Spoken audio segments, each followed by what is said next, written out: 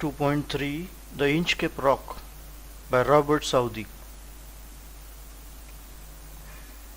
Robert Southey, 1774 to 1843. He was born in Bristol, England. He was the son of a draper, educated at Westminster School and Balliol College, Oxford. He was a poet laureate of England from 1813 to 1843.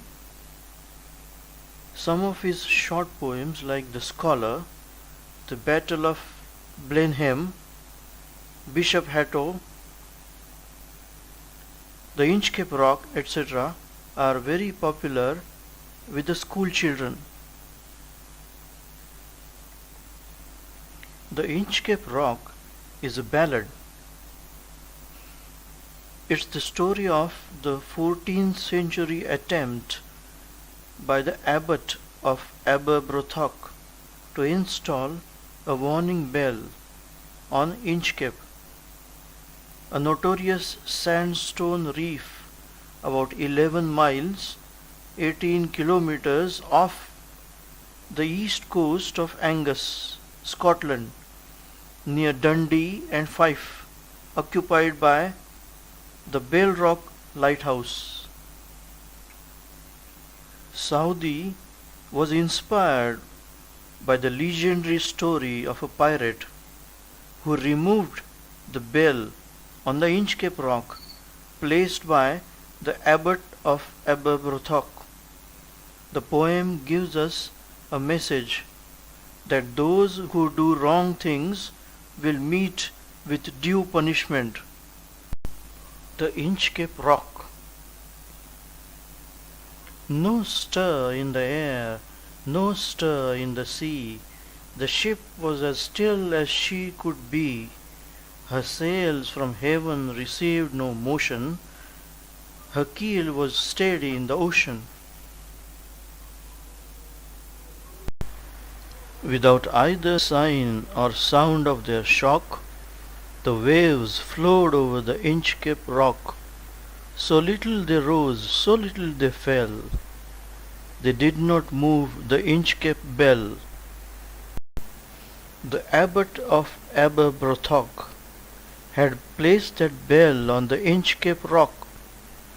On a buoy in the storm it floated and swung, and over the waves its warning rung. When the rock was hid by the surge's swell, the mariners heard the warning bell, and then they knew the perilous rock, and blessed the abbot of Aberbrothock.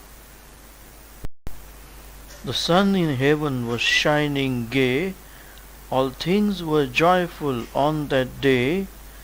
The seabirds screamed as they wheeled round, and there was joyance in their sound. The buoy of the Inchcape bell was seen, a darker speck on the ocean green. Sir Ralph the rower walked his deck, and he fixed his eye on the darker speck. He felt the cheering power of spring.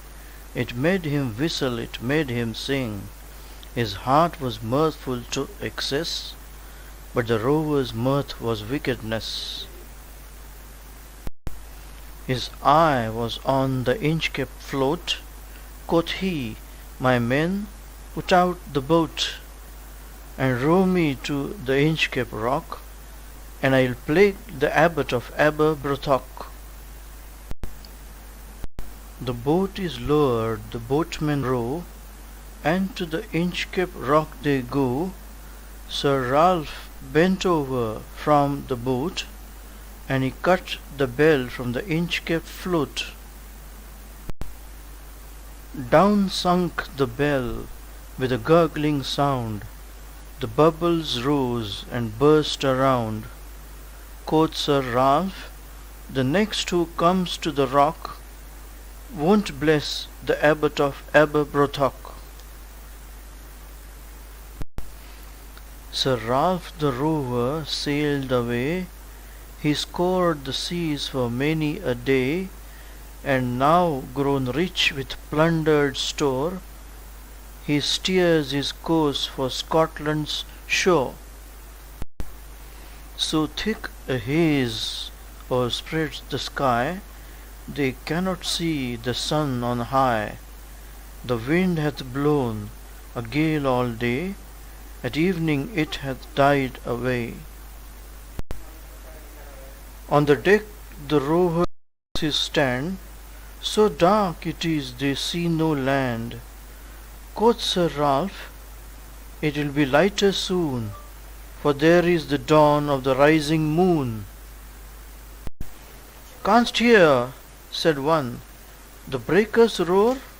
For methinks we should be near the shore. Now where we are I cannot tell, but I wish I could hear the Inchcape bell.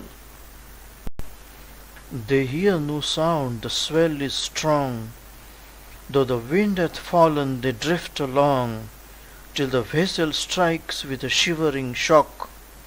O Christ, it is the Inchcape rock.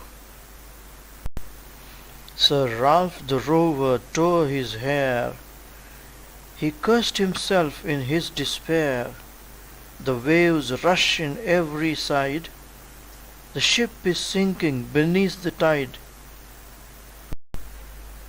But even in his dying fear, one dreadful sound could the rover hear, a sound as if with the Inchcape bell the devil below was ringing his knell.